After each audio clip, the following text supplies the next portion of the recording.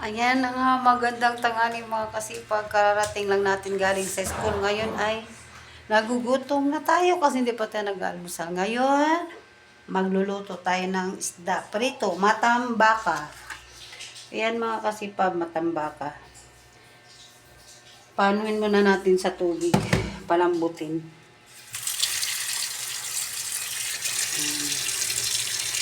Prito lang natin mga kasipag. Kahit isa lang para kay kasipag siyan.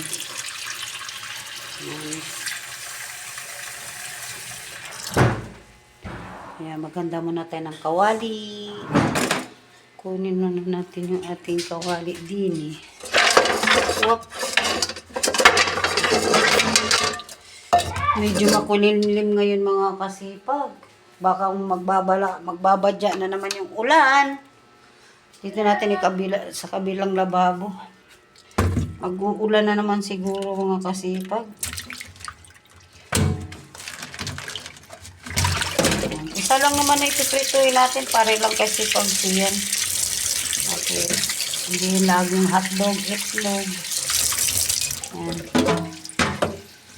Isang makulimlim na hapon sa ating lahat.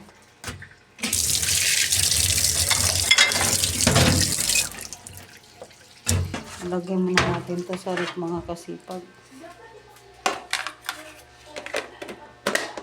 Medyo napabilis tayo ngayon kasi motor yung ginamit natin papunta sa labas. Hindi tayo naglalakad. Lagyan muna natin dito sa ref.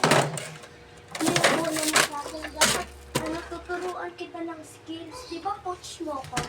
Di ba Kaya nga, makasipag ang kalat na naman pag dumating talaga si ang kakalat. Nanghiram pala tayo ngayon ng kasipag, barong. Kasi bukas, susutin pala niya to bukas. Para sa linggo ng wika pala mga kasipag. Yan, susutin pala niya yan.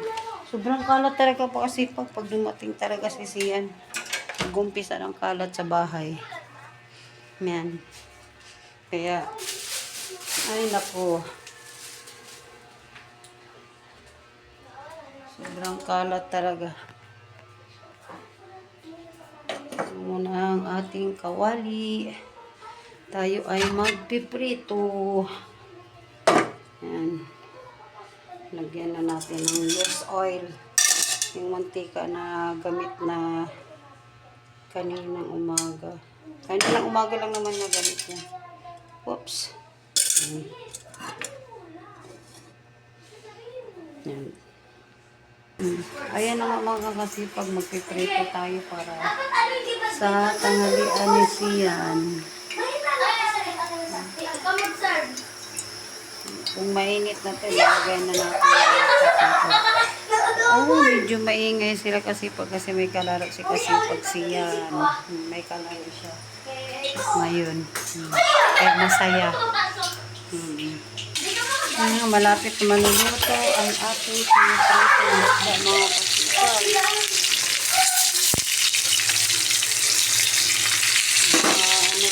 Hindi pa siya mababaliktad.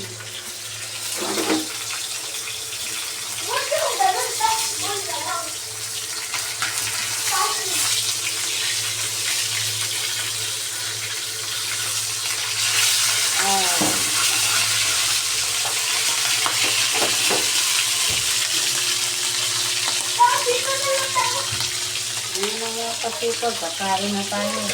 Pag-ain na natin sa kasipag siyan. Kaya babay mo na. Sa ulitin, maraming salamat ulit sa papanood niyo. Get like po dito. Subscribe. Salamat sa kanino. God bless us all. Bye-bye.